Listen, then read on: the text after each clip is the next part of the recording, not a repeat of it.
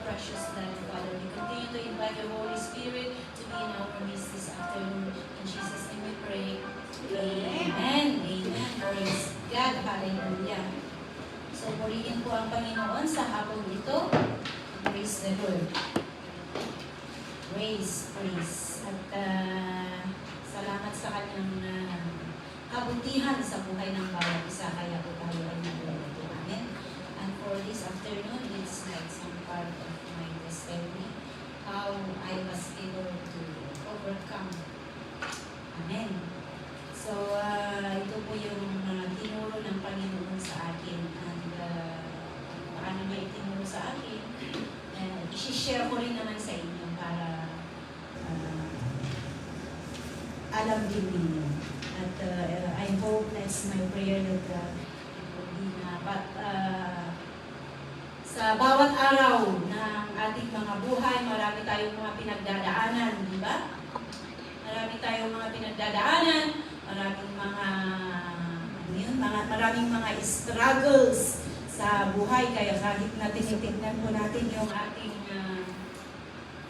kahit na tinitignan natin yung mga nangyayari sa mundo, maraming mga bagay na parang, ay naku, ano ba naman ito? Parang sinasabi natin. But praise God because God is always good. Amen. Tinuturuan niya tayo, marami siyang pinapakita para po ma-overcome natin. So there are a lot of struggles. Sino po yung mga walang struggle? Lahat, di ba?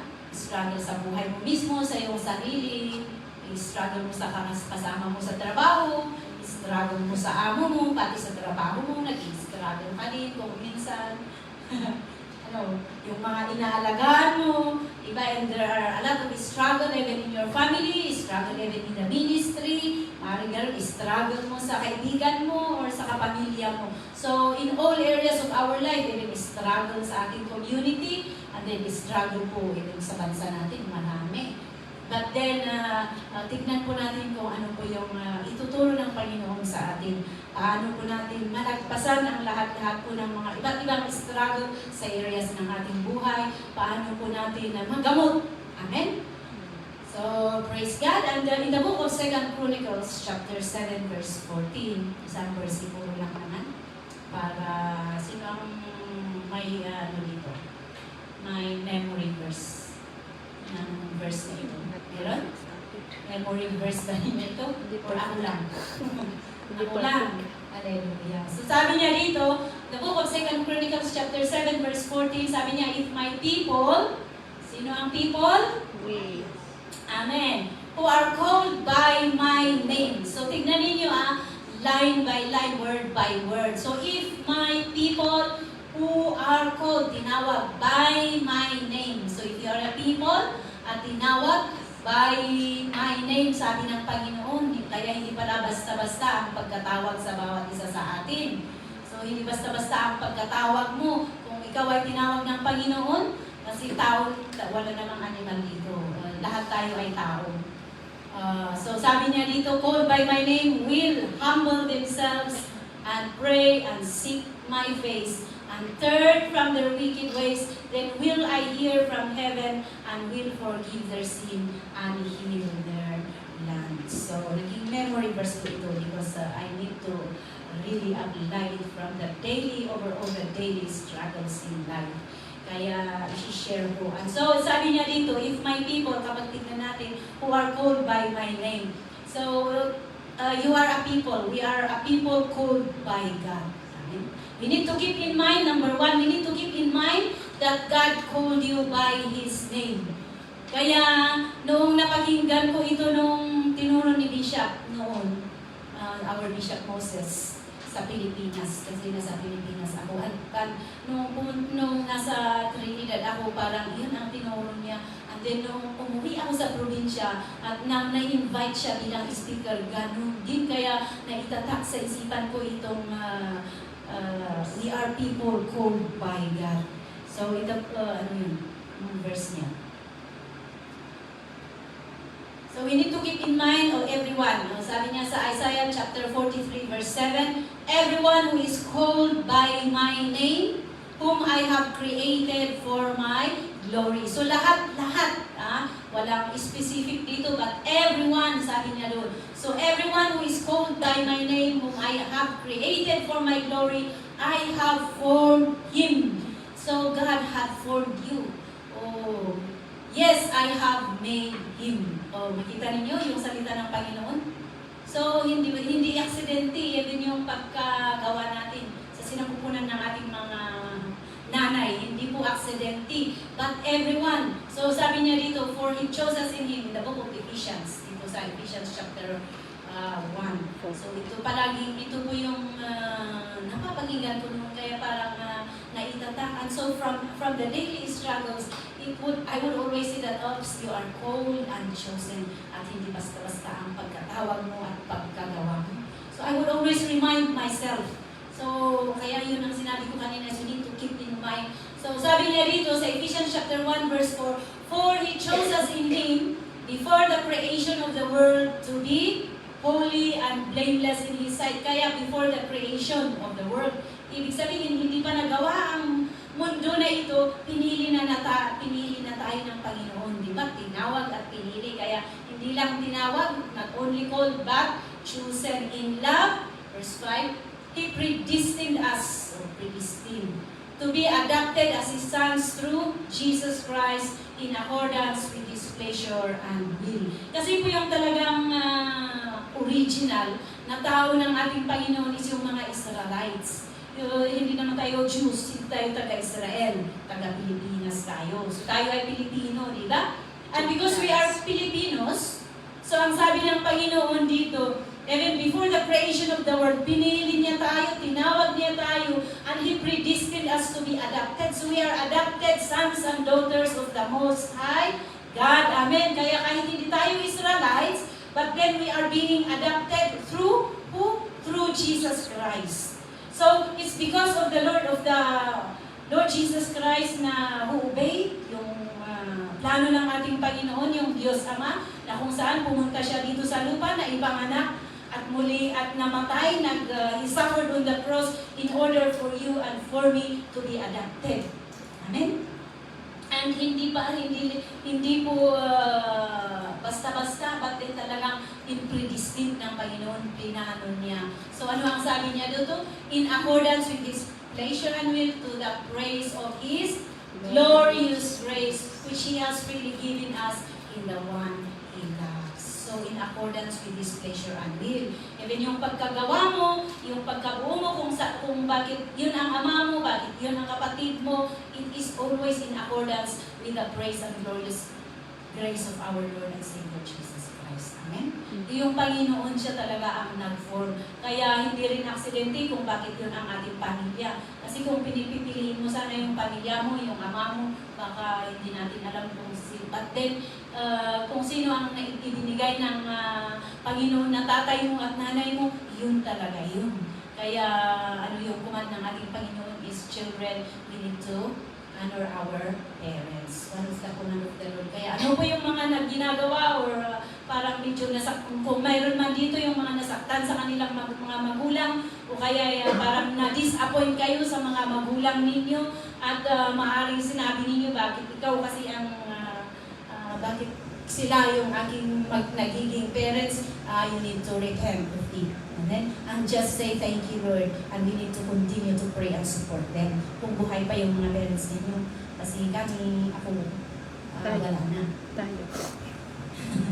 Hallelujah. So, kapag parang, ayun.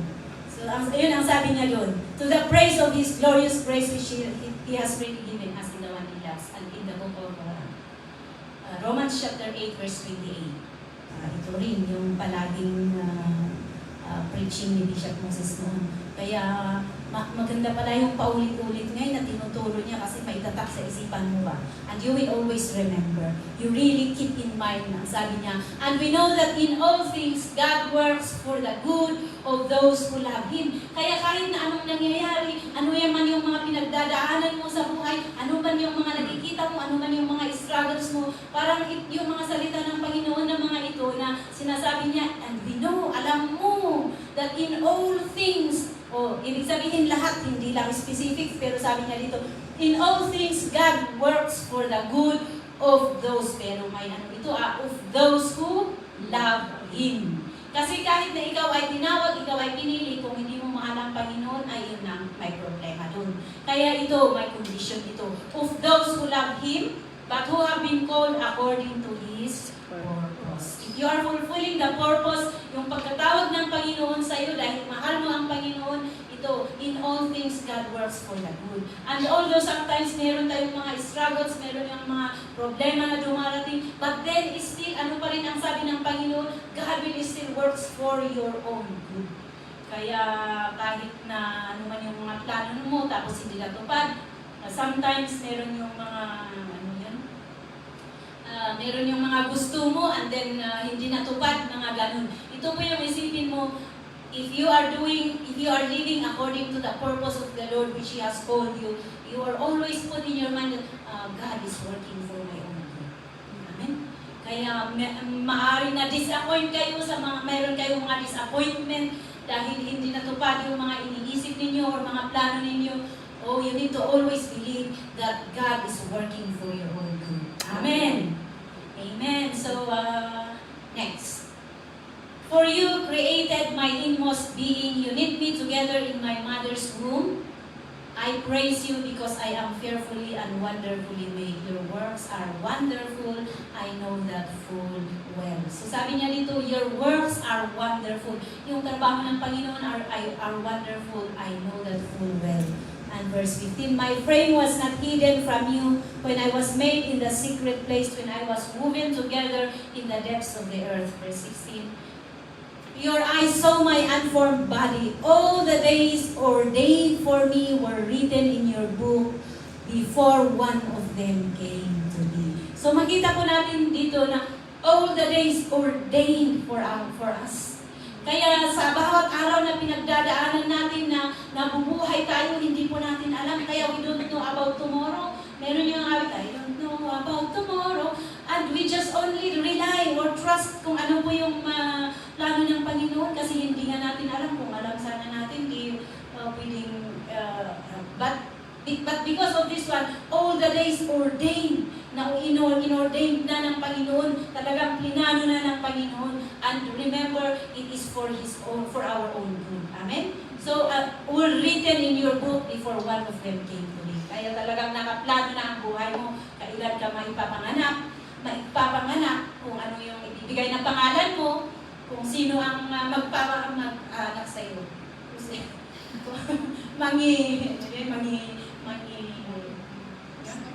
Mangipasngay. Kung sino ito mangipasngay, kanya mo na. It was ordained. So before one of them, kung saan ka lugar, di ba, na ipanganak, at kung saan ka lumaki, it was also ordained. At kung bakit tayo napunta naman dito sa Hong Kong, nakaplano pa rin yan before one of them came to be. Kaya kahit na ayaw kong pumunta ng Malingkong yan.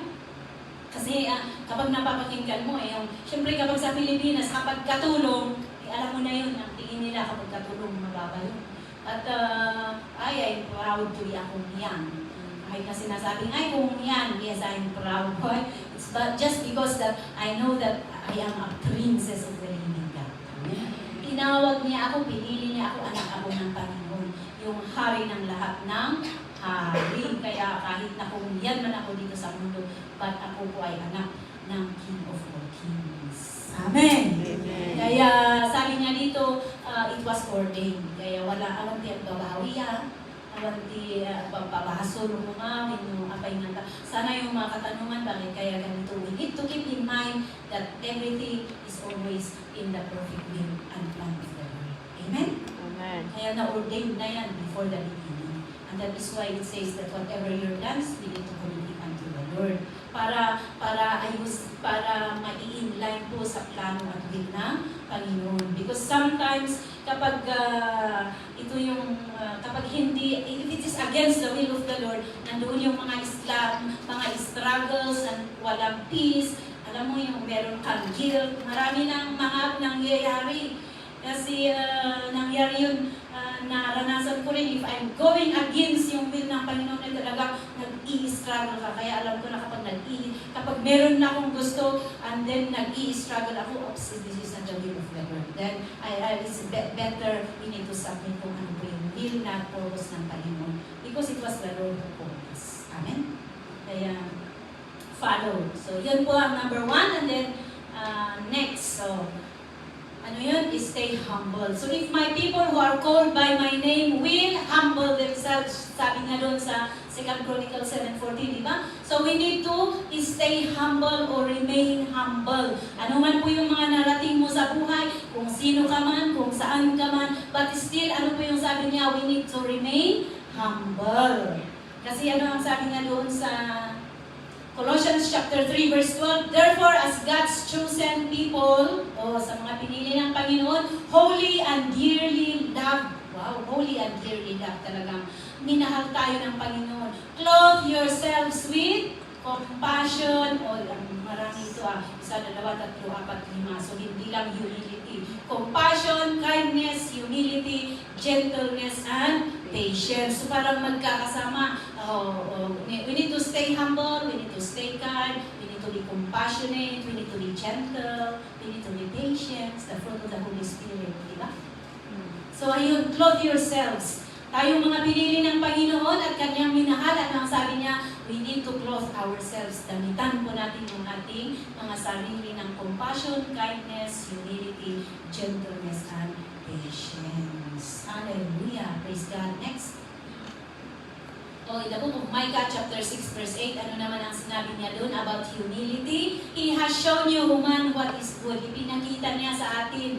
And what does the Lord require of you? So ito po yung requirement ng Panginoon, but to do justly, to love mercy, and to walk humbly with your God. So we are called to be humble in the sight of the Lord. Now there are times po na maraming mga mabanggang, aludaliti ang mapadasam, but then if we will come to the Lord, oh Lord, kasi kapag yung pride mo, ang pinapairal mo, wala din talagang mag-i-struggle at lalo kang mag-i-struggle pa. But if we then say, oh Lord, here I am. If we will humble before the Lord, ayun po. Lahat ng mga struggle mo magagamot. So yun po parang isa kuman. Ano yung, it's the Lord's requirement. It's the Lord's requirement that we need to love mercy and to walk humbly with our God. Next.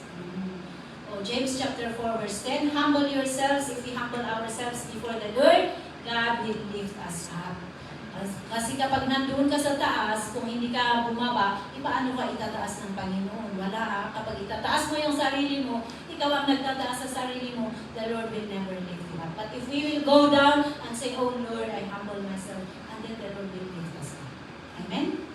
Humble yourselves. Nagpaparehas ang sabi niya sa 1 Peter chapter 5 verse 6, we need to humble ourselves, therefore, under God's mighty hand, that He will lift you up in due time. There are times also, and so sometimes, huwag tayong mag-atubili o magmadali. Because ang Panginoon, in-ordain niya, may time po, may timeline ang Panginoon. Pero ano ang sabi niya, as we continue to humble ourselves, God will lift us up. And the same thing dito sa Matthew chapter 23 verse 12, parehas din ang sinasabi. Parang paulit-ulit, kaya ibig sabihin talagang requirement talaga ito ng Panginoon sa atin na kanyang mga tinawag at pinili bilang kanyang mga anak. So sabi niya dito, anong sabi niya sa Matthew? For those who exalt themselves will be humbled. And those who humble themselves will be exalted. So mas maganda yung we humble ourselves and then the Lord will lift us up. Amen? Instead na we exalt ourselves. So if we will humble ourselves before the Lord, ano ang sabi niya sa book of Psalms? Ito po ang mangyayari if we continue to humble ourselves before the Lord. Ano ang sabi niya? He guides the humble. Psalms chapter 25 verse 9. He guides the humble in what is right and teaches them His way. So the Lord will guide us. If we continue to humble ourselves before the Lord, nandun po yung guide ng Panginoon. Yeah? Teaches them His way. Ipapakita niya o ituturo niya, ito po anak, dito ka dadaan o ganito ang gagawin mo para hindi ka masyadong mag-struggle, hindi ka na mag-complain o hindi ka na mag-mot dyan. Diba? So, bakit ituturo ng Panginoon? O, lalo na sa mga trabaho natin. Sometimes kapag lalo paggising mo, yung mga magbabakasyon, sa mga magbabakasyon ngayon, pag uwi mo, umuwi ka ng bakasyon, mga ilang linggo, at then bumalik ka, hindi mo na, kung minsan malatnan mo yung bahay, hindi mo na alam, parang nabagyo ng signal ng 10 yung bahay kung minsan. But then sometimes, if we continue to humble before the Lord, kasi dumating ako tapos hindi mo na alam kung nasaan lahat-lahat na kalat na talagang signal number 10. Ang ginawa ko lang, oh Lord, thank you so much for this, that I arrived safe and sound. Umupo lang ako, ituro mo na Panginoon kung saan ang uunahin ko, gagawin. Ganun. And then, so ito, di ba sabi niya, he guides the humble in what is right and teaches them his way. Ituturo niya, so I just say, umupo lang ako sa corner and then, Lord, saan, ano ang uunahin kong gagawin? Kaya, uminom ako ng tubig and then, ganito. Parang ayusin ba ng Panginoon, i-organize niya rin. Amen? So, i-organize niya rin, pati na rin sa pagluluto noon kasi hindi ako marunong na magluto. Yun ang talagang, yung nervous ako kapag, hello Norma, kapag tumawag, I'm coming back in 15 minutes. So, kailangan mo nang mag-prepare, di ba? Paano mo iluto? Siyempre, kapag nagkamali ang pagluluto mo, ang pagkain kapag nagkamali ka ng pagluluto ay talagang hindi yung basta-basta. And so, sometimes, Lord, paano ko gagawin ito? Kasi kailangan na pagdating, kailangan na isi-serve mo na mainit, di ba, on the table. So, lahat ng soup, mga gulay, may mga fish, lalo na kapag steam fish, you need to serve it right on time on the table na lahat mainit. So, parang 3 kalan yan na haharapin mo. May ika-4 yata yung oven. So, yung soup, yung pang-steamer, yung pang-fry, and then pang-oven, kung kailangan mo nang mag-bake. So, kailangan na lahat-lahat higdan ngayon. Parang sabay-sabay, para kapag naluto na sabay-sabay mo na rin ilalapag sa kanilang lamesa kasi kailangan mainit. So sometimes, oh Lord, paano ba ito? And if we continue to come before the Lord, God, yung i-organize niya ba sa ating mga isipan at ituturo kung paano natin magagawa. And so, ganun. Amen? Yes, even nung, yun nga yung isang hindi ko alam, kasi hindi ko alam nga magsalita ng Inchik. Tapos alam mo naman yung Cantonese, kung gin. Diba yung gin, kapag nagkamali ka is gin is fry. Pero yung gin siya, paano ba yan? So parang medyo the same yung gin, steam. Parang, and then, oh Lord, paano mo malalaman kung nagsasalita? So, it's just that it's like God is just revealing to you kung ano yung sinasabi kahit na kasi hindi nga ako marunong mag-Cantonese. Yung inaalaga ko is Cantonese. Hindi pa niya alam na mag-Chinese. Pero as we continue to come before the Lord, talagang ipapakita niya at ituturo niya. Amen? So, sa halip na mag-complain tayo, kay magaling niya, with no kaslangan na agbabawi ka, with manyaman tibagang, but then if we will just come before the Lord, God talagang ituturo ng Panginoon. Amen? So, tama po itong sabi niya sa Psalms chapter 25. Yan na. Next verse. For the Lord, dito sa Psalm, for the Lord takes delight in His people, He crowns the humble with victory. Oh, my victory, talagang victorious. If we continue to humble ourselves, the Lord will take delight on us.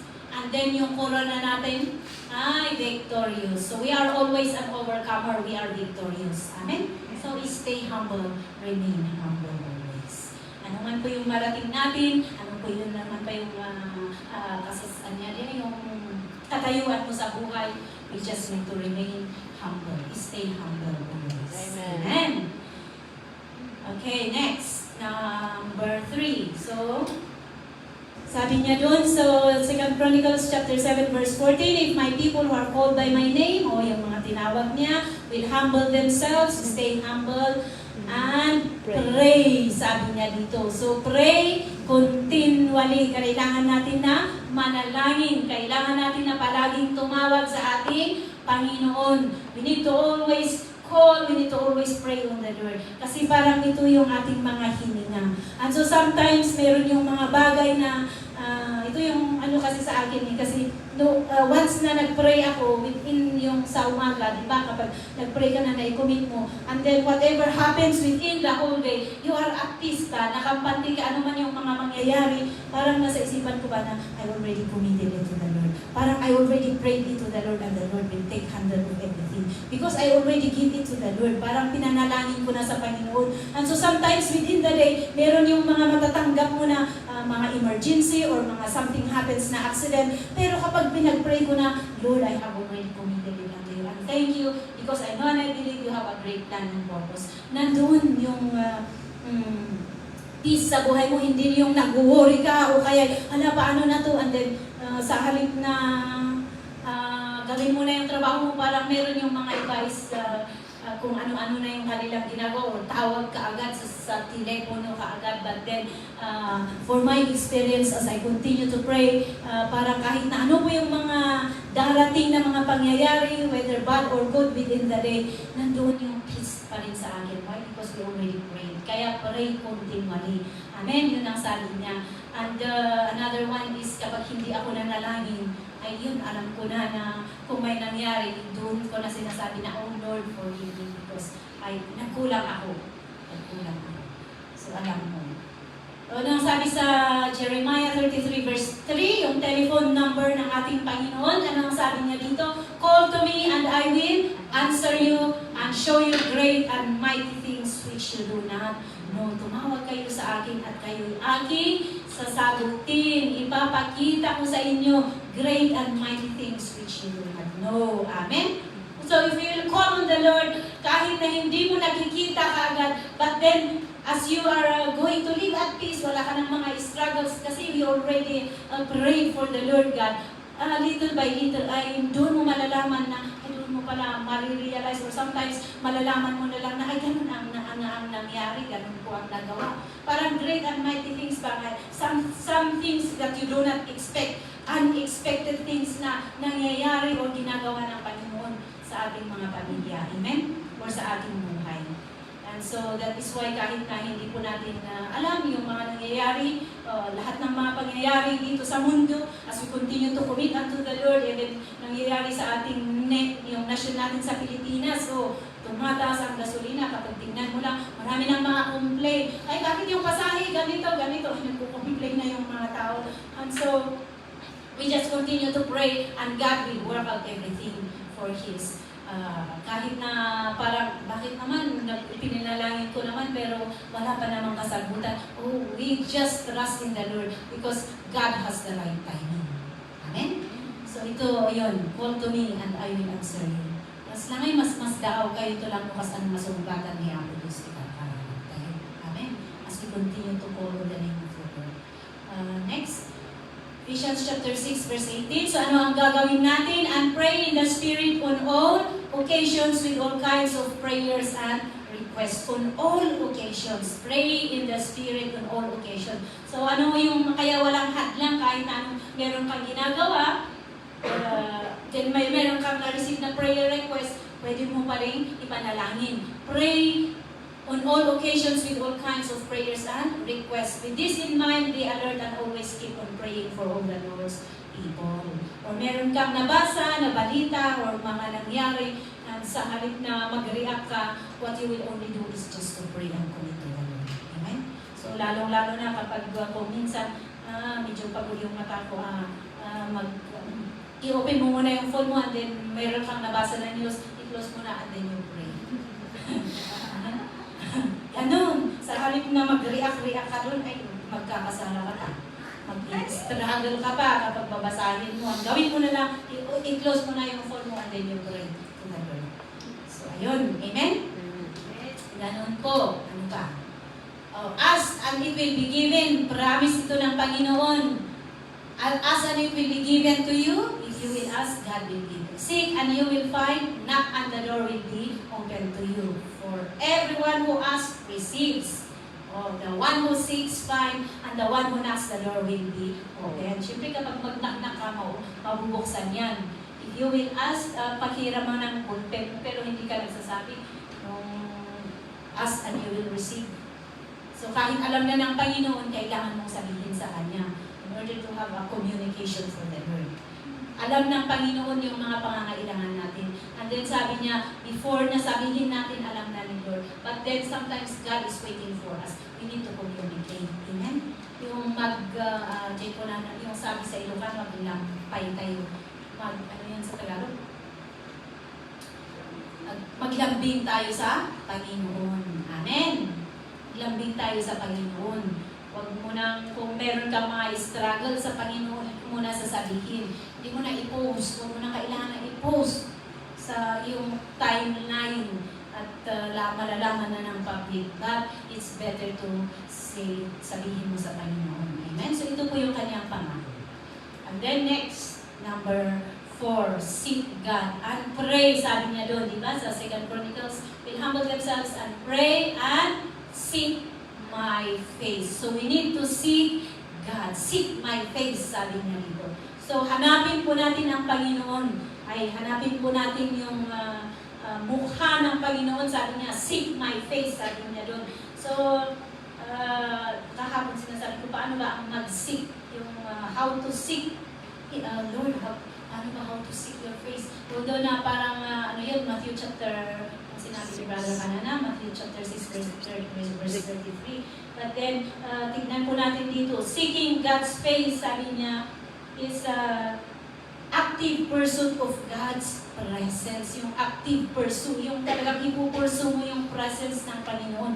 Yung talagang hahanapin mo yung presensya ng Panginoon or you still want to dwell in the presence of the Lord. Amen? Yung palaging gusto mo na, Lord, I want to dwell always in your presence. To stay always in the presence of the Lord. Or parang sinasabi mo, bakit ganito? And then, hanapin mo talaga yung talagang i-pursue mo. So, active pursuit, sabi niya dito, of God's presence and favor and His character. So, ayun. Involves intentional prayer, humility, yung pinag-aralan natin kanina. So, in seeking God, kailangan din yung panalangin and it also involves humility. Amen? So, seek God. Ano yung sabi niya dun sa book of Isaiah 55 verse 6. Seek the Lord while He may be found. Because there are time na the Lord will, kapag kukunin na ng ating Panginoon, yung lahat ng kanyang mga tinawag ay wala na. Kahit na anong gawin mong mag-seek, ay close na, sarado na. Kaya sabi ng coordinator ko noong sabi, kung pupunta ako sa iba, and then kapag babalik ako, pwede ba? Sabi niya, oo, pwede, open. The church is open as long as it is not closed. If it is closed, sorry, okay, nag-come back. Yung parang kapag naisara na yung pintuan doon sa langit, wala na. Final na yun. So, while the Lord may be found, sabi niya, we still need to seek the Lord. Amen? While there is time, hanapin po natin to stay and to dwell in the presence of the Lord. So, sabi niya dito, seek the Lord while He may be found, call on Him while He is near. So, tumawag, panalangin. And next, the book of Psalms chapter 105 verse 4, look to the Lord and His strength. Seek His face always. Look to the Lord. Hebrews chapter 12 verse 2, fix your eyes on Jesus, the author and perfecter of our faith. Look to the Lord and His strength. Seek His face always. Okay, next verse.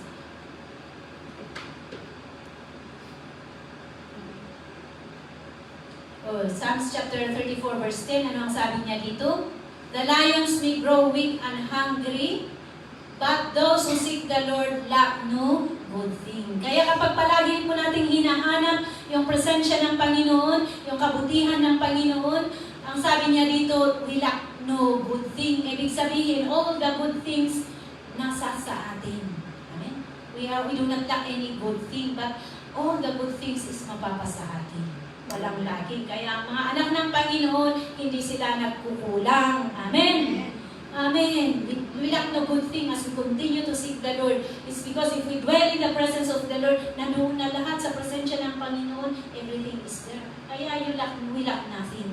Ating mga anak kaya sa mga anak ng Panginoon, huwag niyong sabihin na kulang. We need to declare that we lack nothing. But all the good things nasa sa atin. Amen? We are seeking the Lord and calling on Him. And next, 2 So, Jeremiah 29:13, you will seek me and find me. Kapag hahanapin natin ang Panginoon, mahahanap natin siya. How? If you seek me with all your heart. Oh, so kailangan na talagang buong puso. Hindi pwedeng kalahati lang. Kaya hindi pwedeng kalahati lang. But all your heart. Because the Lord requires all our heart. Hindi yung left chamber, right chamber. Ano pa yun? Left atrium, right atrium of the heart. Diba? Parts ng puso. Hindi kapag yun sa parte ng ating katawan, but with all our heart, yun ang po ang kagustuhan ng Panginoon. Next. Matthew 6:33 too. But seek first His kingdom and His righteousness. If you continue to seek the Lord and His kingdom first, and His righteousness, and all these things will be given to you as well. Ibig sabihin, everything nasa sa atin. So, ibig sabihin, kung may kulang, kung sinasabi mo may kulang, Lord, bakit meron pa ng mga kulang or bakit nangyayari ang ito? Oh, the Lord is talking na we need to seek Him. Kailangan na hanapin natin siya. But seek first His kingdom. So, unahin natin yung Panginoon. Yan ang sabihin niya dito. So, and everything, kaya nga every morning as we continue to seek the Lord first, everything will go smoothly. Kaya yun ang sabi niya, all these things will be given to you as well. So, lahat-lahat. All. Amen. Kaya, blessed ang naghahanap sa presensya ng Panginoon. Seeking the face of God. O, galingin po natin na kapag pagmulat ng ating mga mata, o Panginoon, maraming salamat for this beautiful day. Amen? Commit to the Lord everything. Okay, so, nasaan na tayo panglima, turn from wicked ways. So, yun po, itong turn from wicked ways is yun ang sabi niya. Diba? If my people who are called by my name will humble themselves, humble and pray, and if we seek His face and turn from their wicked ways. So, ano ang sabi niya dito? If we turn from our wicked ways, God will hear us from heaven and will forgive our sin and He will heal our land. So sabi niya dito, turning from wicked ways is like a total repentance. Total repentance, hindi yung babalikan mo. Pero kailangan yung total repentance, yung talagang talikuran mo talaga kung ano po yung hindi kaaya-aya o kaya sinasabi ng Panginoon, ay ganito anak, kailangan hindi mo gagawin yan kasi anak ka ng Panginoon, di ba? And so sometimes, ayaw ng Panginoon na ipapahiya mo siya dahil lang sa ginagawa mo. Ang Panginoon talaga ang napapahiya sa mga wicked things, kung meron pang mga wicked ways na nangyayari sa ating mga buhay, pinapahiya natin yung Panginoon. Amen? Kaya yun ang sabi niya dito is we need to have the total repentance. Ano ang sabi niya? Acts chapter 3 verse 19. Repent, then and turn to God. So kailangan po natin na mag-repent, turn to God so that your sins may be wiped out, the times of refreshing may come from the Lord. Amen? Kaya nga kung minsan meron yung mga, parang nireveal ng Panginoon sa akin kasi sometimes para kang nakikipag-compromise kung sasabihin nila, ay ganito sana, ganito. Tapos sasabihin ko rin, oo nga sana, dapat ganyan din ang sinabi niya, dapat ganun din. Yung parang sabi ng Panginoon, oops, ano ba, you are compromising, ano ang gagawin mo, you repent, and then ipag-pray mo na lang.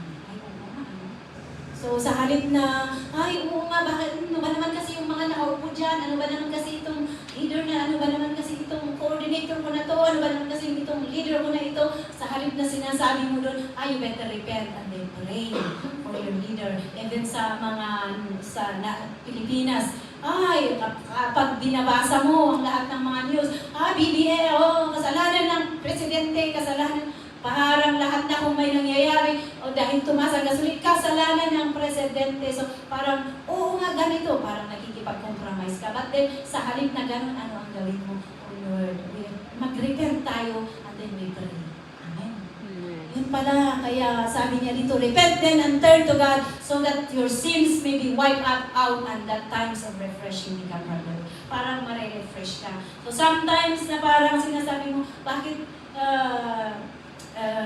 Lord, yung bakit para bang bakit pa ganito, Panginoon? Yung parang malayo ka sa presensya ng Panginoon. Yung parang kang nagpe-pray, pero parang ang Panginoon is malayo pa rin, yung parang hindi ka niya pinapakinggan. But then the Lord is still there. So sometimes there are times na, Lord, i-reveal mo nga sa akin ano pa rin ba yung mga pagkukulang or what are the wicked things in my heart. So nakailangan ko pa rin na gawin, reveal mo sa akin. And so kapag ni-reveal ng Panginoon, if that's our prayer, God will always reveal. So sometimes, Lord, search my heart. Ipakita mo pa kung ano pa rin yung mga ginawa ko na hindi kaaya-aya sa iyo, yung mga pagkukulang ko, yung mga kailangan na baguhin ko sa buhay ko, i-reveal ng Panginoon. At kapag i-reveal ng Panginoon, we have to repent. And then, mararamdaman mo rin sa sarili mo na, ay, para kang nare-refresh.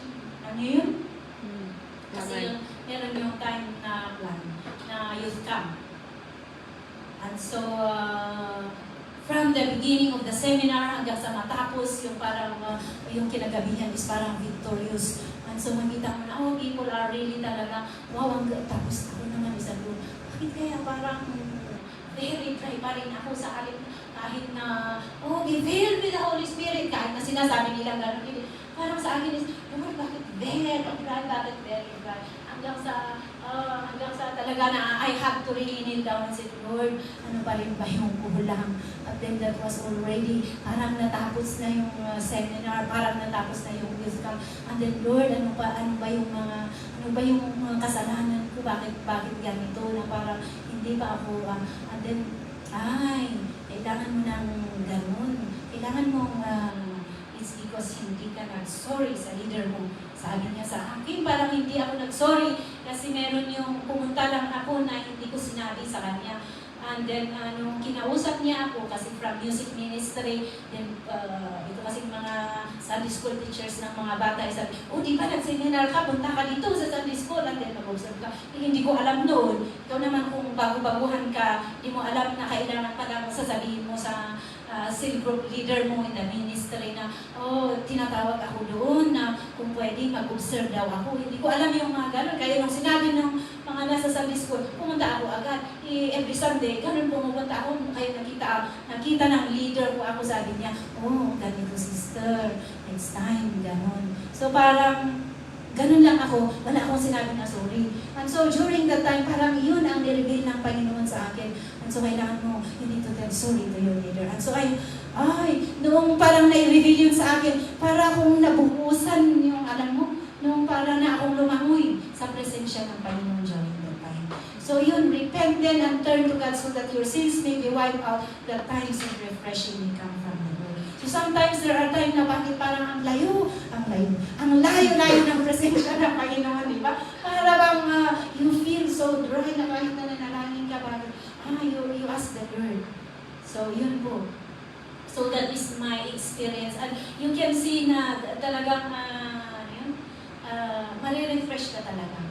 And then even yung uncle ko noon is, meron din yung time na parang, hindi nga, kasi meron sinasabi kasi, ay ganito kasi yan noon, sugarol yan, ganito siya, babaero. Kaya parang dahil sa napakinggan ko, kaya mag-ingat kayo. Kapag mga negative ang pinapakinggan ninyo, basta mga basura ang mga yun, pag nyo i-entertain, dahil magiging basurahan lang ang mga tainga ninyo, kapag papasok dito, it will affect you. Kaya ganun, nang dahil sa ganun, sinasabi nila, ay, uncle mo na yan, babaero yan, sugadol yan, parang ganun, lahat ng mga pera, nilulustay, na pinaghihirapan ng auntie mo, parang ganun, so parang nagkaroon ako ng galit, o parang nagkaroon ng, parang barrier, hindi naman sa galit ako, nagkaroon ng barrier, o kaya nagkaroon ako ng galit sa kanya, pero hindi ko pinapakita. And one time na sabi niya sa akin is, kunin mo yung tubig kasi yung tubig, di ba, i-boil mo. And then kapag medyo lumamig, ilipat mo doon sa pitcher. Tapos yun ang iinumin. And So sabi niya, kukunin mo yung tubig na yan para ilipat mo doon sa picture. Siyempre sabi niya yun, and then sa isip-isipan ko, oo, alam ko, hindi mo kailangan sabihin. Yung parang galit na ba na, hindi ko sinabi sa kanya, but sa isipan ko, or within my thoughts, oo, alam ko, hindi mo naman kailangan sabihin, nandoon. And so the Lord have to speak to me and said, oh, kahit na ipinapanalangin mo ang uncle mo na mas-save, kung mayroon ka palang galit sa kanya, how can you know your uncle be saved? Ganon. So, and during that time, na nireveal ng Panginoon sa akin, para ay bigla na rin na, oh Lord, forgive me. And then that time, parang doon din ako parang na-refresh, bigla ako na-refresh. So parang doon ako namulat ba na, ay I keep on praying na, Lord, please save my uncle, baguhin mo ang uncle mo, ang uncle ko. Baguhin mo itong uncle ko. Pero nandoon pala yung hatred sa akin, sa kanya. Paano ba sasagutin ng Panginoon? So be careful. Amen? Kaya be careful para hindi po tayo, yun yung kaya kung minsan bakit tayo na-dry o kaya para lahat wala yung presensya o parang malayo tayo sa presensya ng Panginoon. Yun, repent. So the times of refreshing will come from the Lord. So we pray, Lord, ipa-reveal mo sa akin. And God will refresh us. Amen? Oh, Proverbs chapter 28 verse 13, sabi niya, he who covers his sins will not prosper, but whoever confesses and forsakes them will have mercy. So ito, if we cover our sins, we will not prosper. Wala, ikaw din ang nahihirapan. Nahihirapan ka. But if you are going to confess, ano ang sabi niya, and forsake, you have to confess, i-forsake mo, ibig sabihin, talikuran mo, wag mo nang ulitin na gagawin, you will, forsakes them will have the mercy of the Lord will come. So nandun yung refreshing ng Panginoon. Amen. Amen. So, meron na? 1 John chapter 2 verse 15 to 17. Ito, kung minsan kasi itong kaya kung bakit nagkakaroon yung mga struggle sa ating mga buhay because of the love of the world. Anong sabi niya dito? Do not love the world or the things in the world. If anyone loves the world, the love of the Father is not in him. Yung kung minsan, kaya nagkakaroon tayo ng mga maraming struggles, nagkakaroon ng hindi pagkakaintindihan, is because loving the world. Gusto mo yung ganito, gusto mong ibigay, gusto mong gawin, gusto mong mangyari, marami kang mga plano. Di ba? O nung pumunta tayo dito sa Hong Kong, marami tayong plano na gusto nating ipatupad sa Pilipinas. And so sometimes, yung mga iba, kayo sabi nila, utangin mo na para buong matapos ka agad. Ay, pero kapag nag-utang ka na nga sa bangko, ayun, ang hirap kung magbayad ka na, o tapos buwan-buwan, lalong-lalo na kapag yung sahod mo na mo na lahat. So, kailangan mong ibayad sa bangko o yung ipapadala mo kasi yun ang sinasabi ng mga iba. Is why? Pero bakit nangyayari yung mga ganun? Because of loving the world. Kaya nagkakasala tayo kung minsan hindi natin nagagawa yung purpose at plano ng Panginoon yung pagkatawag sa atin. Pero ano ang sabi niya? If anyone loves the world, the love of the Father is not in him.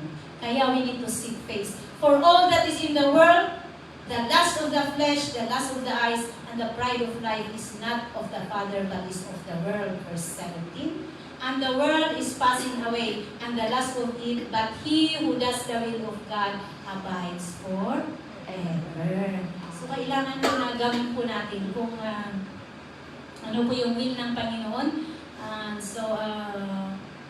Because of yung iba kasi is because of loving the world, there are a lot of wickedness. Bakit na oo? Because dahil sa pagmamahal natin dito sa lahat ng mga ari-arian, kahit na hindi, sa lahat ng mga ari-arian dito sa mundo, pagmamahal yun sa mundo, yung meron kang gustong tapusin, kahit na meron ka ng bahay, gusto mo ba ng another bahay?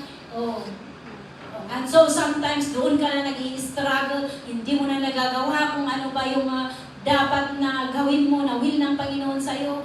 And sometimes hindi mo na naibibigay yung dapat na nararapat na para sa Panginoon. Why? Kasi meron ka na ng bahay, meron ka ng sasakyan, gusto mo pa magkaroon ng iba, mas marami pa. That is love of the world already. And so sometimes because of loving of the world, nandun yung lahat ng mga wickedness na nangyayari. Kaya habang binabasa ko yung mga news sometimes na nangyayari sa Pilipinas is it's because of the love of the world. At so nagagawa nilang pumatay, nagagawa nilang magnakaw, nagagawa nilang mag-hold up, mga ganun. Even yung mga nangyayari dito sa Hong Kong, sa buhay ng mga Hong Kong yan, na kung sometimes, anong ginagawa nila? Ninanakawan yung mga amo nila, o yung mga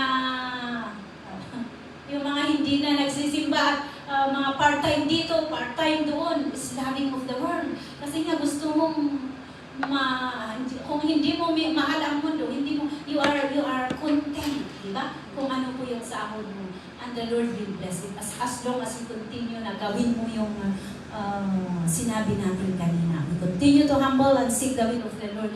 And you are always contented and you will lack nothing. But kung yung hahabulin mo, ay lalo mong hahabulin kasi mas marami pa. So we need to learn to be content. So yun ang sabi niya, the world is passing away, even the last of it, but he who has the will of God abides forever. Ibig sabihin, lives forever.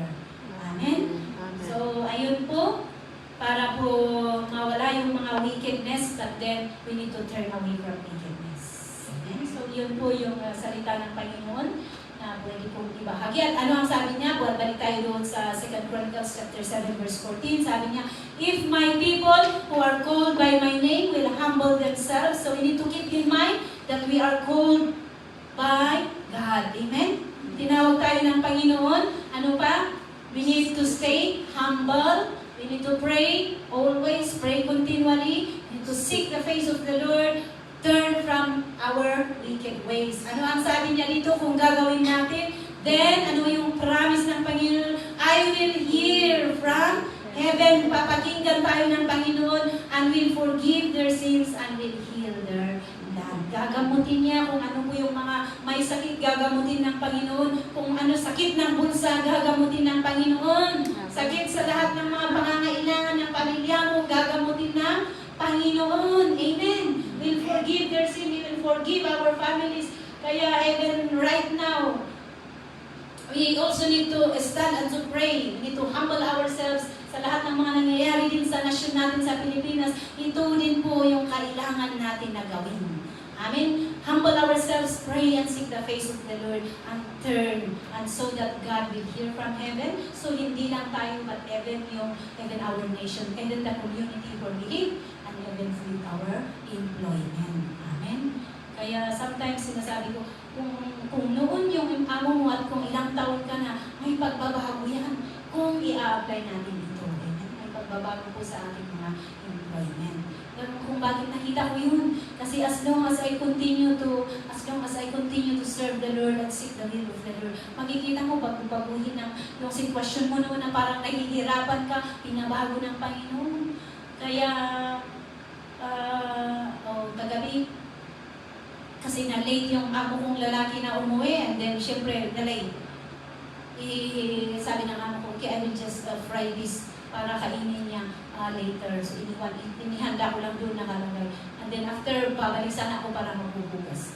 Pero hinugasan niya. Hindi kinailangan na, oh, Norma, you come now and wash this hands. Mga ganun, hindi na. But then, paguhin ng Panginoon. Amen?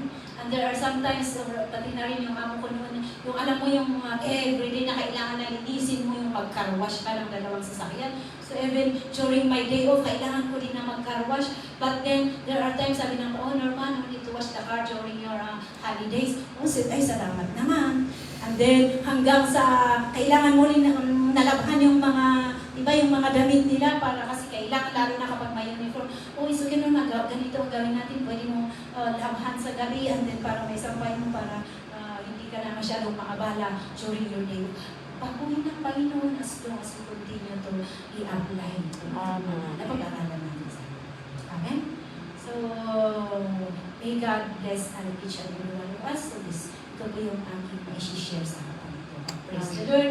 Father, we thank you so much, O God, for your greatness, for your goodness, for your mercy and your grace. Thank you so much for teaching us from day to day, O Lord God, sa pagtuturo mo sa amin sa bawat araw, kung paano po kami mamuhay na matiwasay, na matuwid, Panginoon, at paano po kami mamuhay na magsilbi sa iyo ng tuluyan, Panginoon. And salamat sa pagtuturo mo rin sa amin on how to overcome all the obstacles, on how to overcome all the struggles na kinakaharap namin sa bawat araw sa buhay namin. And thank you so much because you are always there leading us, guiding us, and teaching us. Thank you again for your protection upon each one of us. Thank you, and may your name be magnified and be glorified in ways. In Jesus' name I pray. Amen.